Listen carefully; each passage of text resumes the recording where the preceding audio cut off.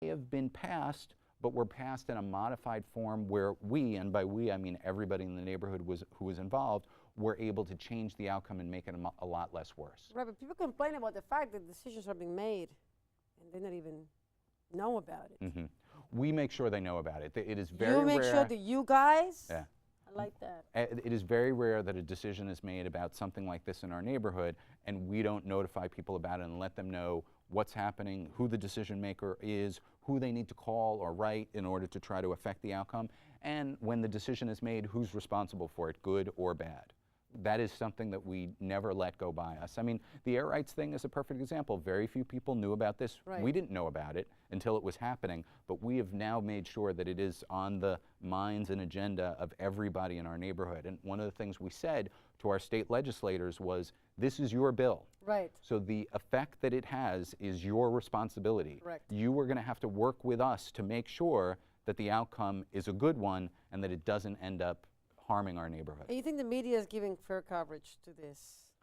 You know, it varies. Some are better than others. Sometimes yes, sometimes no. You know, the media, especially these days, everything, you know, what used to be a news cycle that was, you know, 24 hours is now 24 seconds. Right. So, you know, you have a couple of seconds to explain something to a reporter to try to get them interested in it, and then they're moving on to the next thing. So it is more challenging. The good side of that is that we now have many more mediums, resources, to communicate to people. The bad news is that so many of those mediums are so much more quick, so much less depth, so much less understanding of the situation. Right. So, but you know, it's as with everything, there's the good sides and the bad sides, and you got to just try to maximize the good. What's going to happen to the projects, do you think?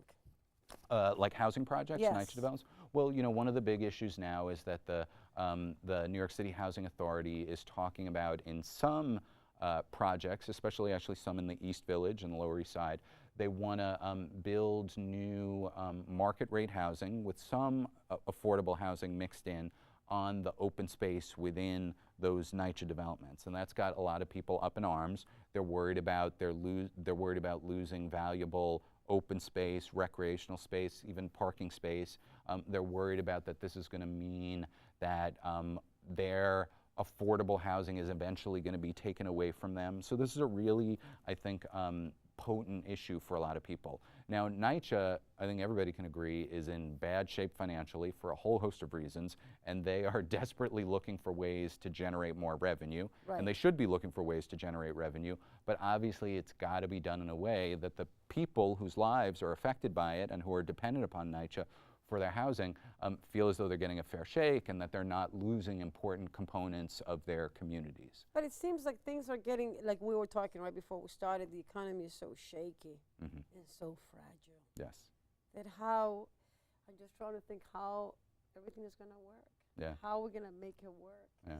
It's a big challenge for the president right. to make things happen. Sure.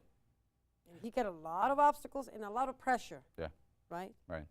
Well, it's a challenge for all of us because, you know, like we were talking about before, if you expect the political process or the decision-making process to just go the right way on its own, you're totally wrong. It's never going to happen. The other side is always going to be exerting tremendous pressure, and so if you're not exerting it at least as strong back in the other direction, you're going to lose. The best intentioned person could be the president, the mayor, the governor, or what have you. Right. If they don't have people pushing really hard to get those good outcomes, they're not going to be able to do it. Because first of all, even if they did do all the right things, but the people who support those right things aren't out there supporting them, they're not going to get reelected because the other side is going to push really hard right. to try to fund their opponents, to try to hurt them for doing the right thing. So you have to be working equally hard to support them.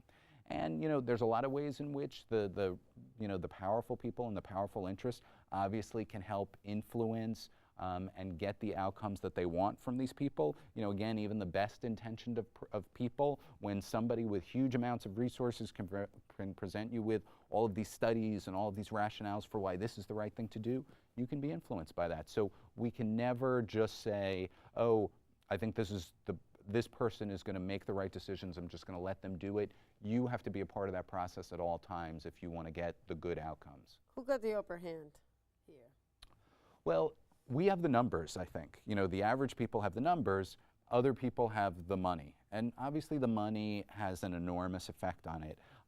I think that we have a lot of potential because, like I said before, while it's a little disheartening that such a relatively small percentage of people vote in things like the municipal elections, that means that if you can just get a few more people to vote, you can have a huge impact on things. So there's so much room for growth there. So I think ultimately we, the average person, does actually have the upper hand if we just use it. We have to learn how to use it. We have to learn. Well said. I like what you're saying. Yeah. It makes perfect sense. We have to learn how the process works. We have to learn who are making the decisions, and make sure we do everything we can to get them to make the right decisions. And if we don't like the decisions that we're making, to get somebody else in there who we think will make better decisions. We should be able to address to all these people, all these powerful people. You know why? When you're running for election, when you need to vote, everybody's going to see you because you're looking for a vote. You need a vote. But then when you got the vote. All right. Well, I'll tell you this. What happens, Andrew? I used to work in politics, and most successful elected officials, in some ways the most important skill that they learn is how to make people think that they are doing one thing when they're doing another. And so it's really important for us as average citizens to be able to see through to the truth of what's really going on.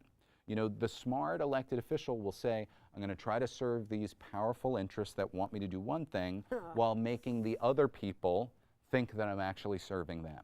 So all we can do is be really, really educated and be really, really sharp. I mean, look, we see this going on a nationwide level. There's often complaints about how, a lot of the people in Congress are doing things that are actually hurting the interests of people of modest means, but they're convincing some of those people of modest means that they're fighting for them. Right. That it's really about, white versus black, that it's about cities versus rural, that it's about, this section of the country versus this section of the country, when it's really not. So they're able to get people to support them even though they're working against their economic self-interest. The country is divided, very divided. The country is very divided, yes. Extremely divided. Yeah. Yes, and again, I just think it's up to us to really understand the process and how it works, and try to have the most impact on it that we can. The silent option, Gloria is telling me this is an event taking place when? December, when is it going to be? It's going to be in mid-December. It's actually an allied group of ours, NYU faculty against the Sexton Plan. So that's the faculty from New York University with whom we work very closely on fighting against this giant NYU expansion plan. And as a fundraiser, they are Call it a monster. Yes, it is a monster, this plan. They are going to be having a silent auction, and if you go to their website, you can find out more about it. And if you want to find out more about GVSHP and what we do and how to get involved, you go to our website, which is www.gvshp.org. You can get on our email list, you can come to our programs, you can find out how to get involved in advocacy campaigns. And you have volunteers as well, right? We need volunteers of every kind. And you can support us. We're a membership-based organization. 80% or more of our money just comes from average folks who support us out of their pocket. That's what allows us to do what we do. You're doing incredible work. I like your character. I like how you go right on. I ask you, give me the answer. I ask you, I'm asking you good questions, not too bad. You're asking me great questions. I'm right in the money, that. because I said, Gloria brought you over before, and I said, I want to sit down with this man because you really seem to have, like I said to Gail Brewer, this deep sense of community. People, they want to connect to real people. Right? The city's huge, and you want to feel so like you big. have your own community within that. But it and that's seems what like the neighborhoods middle are. class. I mean, I don't want to be negative, but what's going to happen to the middle class? It's crumbling. It's a tough time for the middle class, especially in New York, but all over. Especially here. Yeah. I was talking about this on a panel the other night. We used to create so much housing for the lower and middle class in New York, and so much of that it's no longer affordable. We're not building it anymore. So it's really, you have to fend for yourself. You have to find affordable housing and hold on to it forever. A lot of people live Get lucky or pray to the Lord above. Yes, exactly. And a lot of people, I'll admit, I was like this. I got a rent-stabilized apartment when I was very young, and it was not great. It was small. It was old. I loved it. but I was afraid to ever leave it because I thought I'll Right. never be able to afford to live in New York, in my neighborhood again if I ever lose it. So, as opposed to a generation or so ago when we were creating lots of great new affordable housing, we're not only not creating it, we're losing the affordability of the housing that we have. And that's going to have a huge, it's already having a huge impact on the city, and it's going to have even more of one. What about the amount of shelters? Definitely something that we need. Obviously, there's a lot of people in New York who need social services, Right. And that's very important. Very needed. If we're not providing social services for people who need social services, What are we doing here? They're going to do harm to themselves. They're going to do harm to others. It's not a good thing for the city if you're not meeting that need. This is very interesting. Now you make me think about what's going on over here. People, they seem, I don't know, soon enough, I think it's going to be a big explosion taking place in New York. And we're not talking about any terrorist attack. People are not happy. Andrew? Well, there's a growing sort of split between the People very not wealthy happy. and the average people. Yeah, because you see all this money coming in. You see all these big constructions taking place. You see the scaffoldings. You see, and it's going to happen. There's a big question mark. Right. Now, how do we fix the problem? How do we solve it? Hopefully the mayor is going to do what he's supposed to be doing. We've got new opportunities with these We new got people. new opportunities with new people, so we'll see. We just got to keep, I don't know, praying to the Lord above. Do you think about this when you go home, Sure. Andrew? I think about it every night. Every night? Usually coming home from work is, sitting in front of the TV and watching the news and catching up on what's going on and thinking about those things. And, we were talking about this before. I liked a lot of what I heard from some of the people who are now going to be decision makers in office. But, it's really going to come down to what do. They can say great things during the campaign. Now it's what are they going to do? And we need to take responsibility for pushing them to do the right thing, because it's never going to happen just on its own. And even Bloomberg was talking about, what happened with Sandy and how the city is not protected, really, how we're not ready if we have something like that happening again. Right, we have to do more. So that's a big concern. Sure. The city is not ready. Yeah. I mean, I look around at those communities that were so directly impacted, some of whom have still not recovered. And I also, I thank my lucky stars. I live a couple of blocks outside of the flood zone, so where I live was not directly affected. But if I had because I didn't live there because I knew it wasn't in the flood zone, nobody really knew those things. If I'd lived, a few blocks away, my life could have been completely different, as it was for so many people that I know. So that's obviously something we've got to work on and protect people and protect communities that are now so vulnerable. Your biggest challenge, Andrew? What's your biggest challenge? What's my biggest challenge? Really just trying to protect and hold on to the special character of the neighborhoods that my organization works to protect. I mean, when you think about it, having a neighborhood that's referred to as the Village, that's located in between the financial district and Midtown Manhattan, two of the largest business centers in the entire world, that there's a neighborhood in between there, which has changed a lot over time, but that still has this sort of intimate character, this low-rise scale, this incredible connection to its history. That's a miracle.